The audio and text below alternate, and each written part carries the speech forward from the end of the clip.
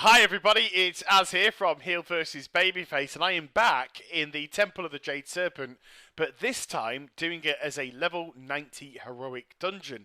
If you're unaware, the Temple of the Jade Serpent is the entry-level dungeon on the Mist of Pandaria. But before I begin my beta testing for the day, I just need to finish off my breakfast, which is a gorgeous plate of fresh tomatoes.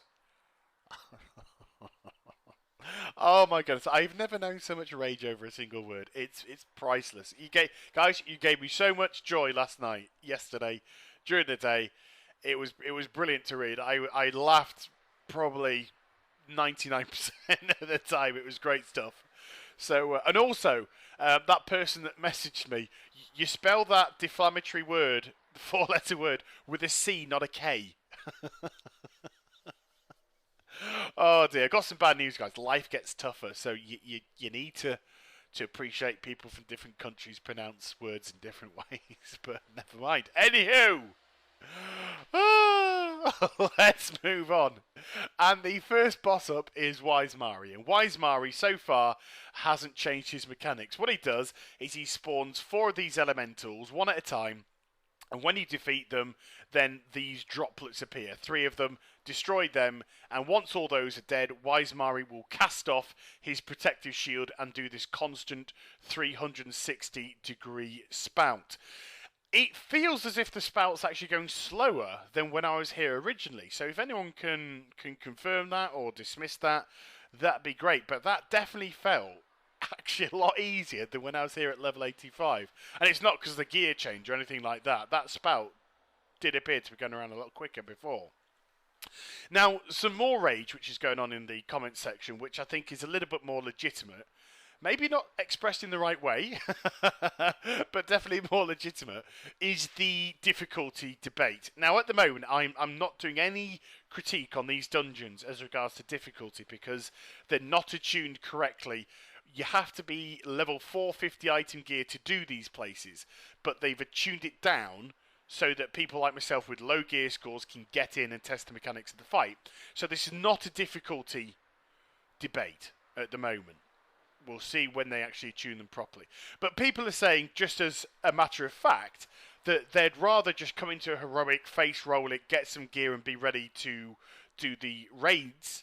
And then, if anyone wants a challenge, there is the challenge mode, which is based on how quickly you can actually whiz through these dungeons, and based on your time you get a gold, silver or bronze award, and you can get yourself some very nice gear for transmog. But my point is, don't dress up a pig and call it a pageant queen. Is that a good analogy? You can't call a dungeon heroic if you face roll it. Okay, that's what I'm trying to get at. If I can understand people just wanting to get in, get gear, but don't call these heroics. There's nothing heroic about face rolling. But if you want quick gear, fine. If you want a bit of a challenge, fine. On a personal note, I don't think that you can be playing a game like this if you don't want to have an element of challenge and difficulty. I'm not saying make it so hard that everyone's wiping on heroics. The heroics at the beginning of Kata were very hard indeed. By the way, the mechanics for that fight didn't change at all. They were very hard, they were very difficult, and sometimes people just gave up and left. I personally wasn't too upset to see it at that level, but I could certainly understand why people want them tuned down. Because you need to have the gear to progress, and I understand that. All I'm saying is there has to be an element, okay, an element of challenge when you're doing a game. Otherwise, what is the point of playing? You might as well just buy yourself a random number generator, type in some items that you like the name of, and then just stand there pressing a button all day till you get some nice stats.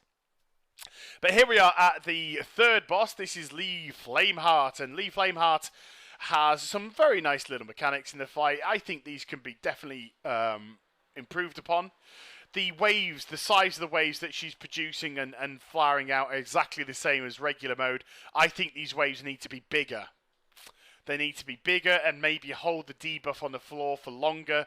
And then when she gets, I think it's about 10%, 20%, then she spawns into her serpent form and it's easy. It's the same as before. There's no mechanical changes at all. So I think I've resigned myself already to the fact that this is just going to base its heroicness on probably higher HPs, higher damage take.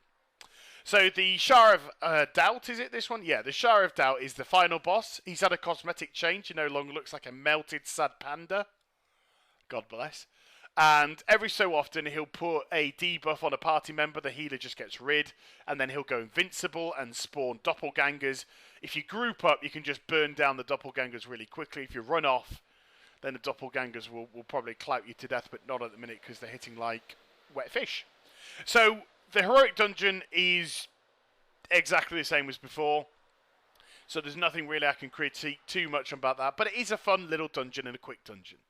So I hope you enjoyed the video. Please do like, comment and subscribe to my channel. And I shall speak to you all very soon. Take care, everybody. Bye-bye.